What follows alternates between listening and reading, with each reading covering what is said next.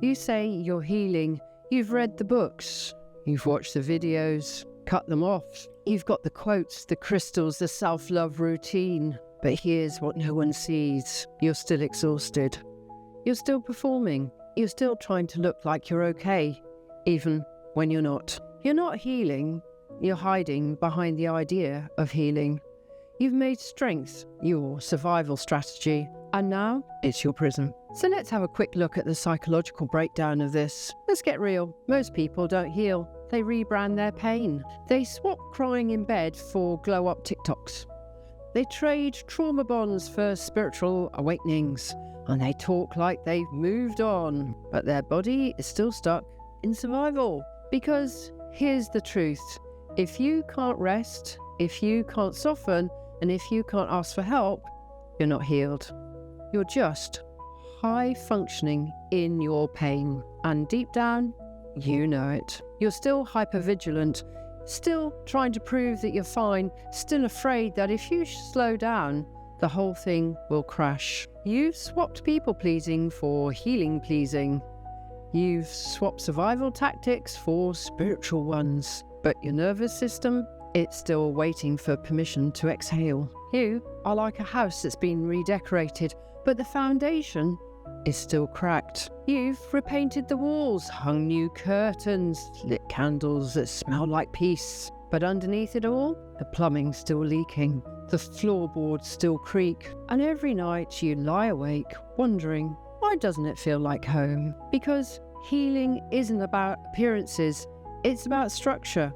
It's about gutting the rooms you've avoided. It's about finally fixing what no one else sees. And that starts with this truth. Looking strong isn't the same as being whole. So let's look at why we perform strength. We do it because strength gets praise, vulnerability gets silence. We do it because we were raised to survive, not to feel. You were told to be strong when you cried.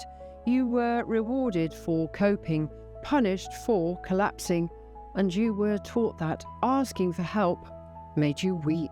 That independence wasn't safety. That silence was maturity.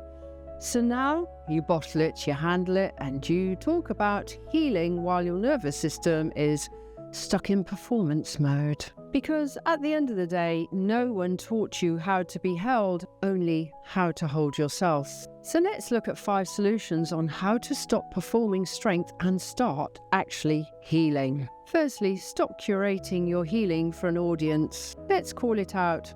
You're still trying to look like the strong one. Still posting empowerment captions while secretly breaking down deep inside. But healing isn't aesthetic. It's ugly, it's messy, and it's private. And you don't have to show your growth to prove people your worth. So the next time you reach for a performance, try sitting in silence instead. And ask yourself, am I sharing this for connection or control? Then let yourself break down without needing a lesson from it. Not every hard moment is a spiritual metaphor. Not every breakdown needs a silver lining. Sometimes you're just tired. Sometimes it just hurts. And the real healing means letting it hurt without rushing to turn it into a lesson for your future self.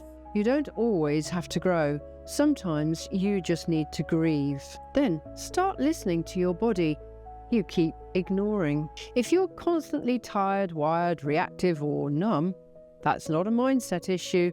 That's your nervous system screaming for help and attention. You've trained yourself to override your needs, to work through the fatigue, to fake calm, to keep going no matter what. But your body is the real healer, and until you listen to it, you'll just keep pushing pain down deeper. So check in. Are you sleeping? Are you breathing deeply? Are you eating, moving, and resting for you, not for the image? If not, stop talking about healing and start letting your body have some peace. Then reclaim softness without shame. You've been strong for so long, softness now feels threatening. You flinch when people offer help. You resist slowing down. You fear being vulnerable, even with yourself. But softness isn't weakness, it's safety. It's what comes when you stop bracing for pain. Start with simple acts. Cry without apologizing. Say, "I'm not okay," and don't fix it. Let someone support you without explaining why you deserve it. Healing begins the moment you stop earning rest and start allowing it. And finally, stop measuring progress by how little you feel. We reward numbness in this culture. If you're unbothered, you're winning. If you don't cry, you're over it. If you've blocked them and moved on, you're a success. But numbing isn't healing, it's freezing. And if you're still disassociating, still avoiding, still over-functioning, you're not healed. You're emotionally armoured. True healing means feeling again, softening again, risking again. You don't have to prove that you've moved on.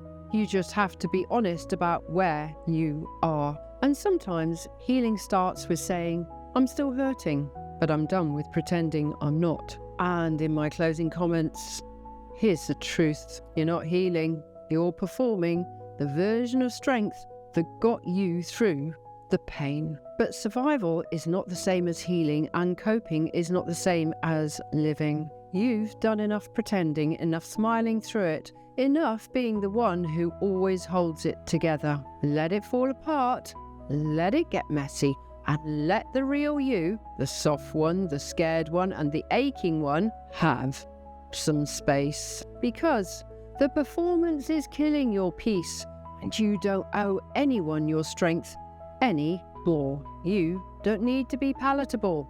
You don't need to be polished. And you don't need to be okay to be worthy. You need to be honest, and you need to be held, and you need to let yourself fall so that you can finally rise for real.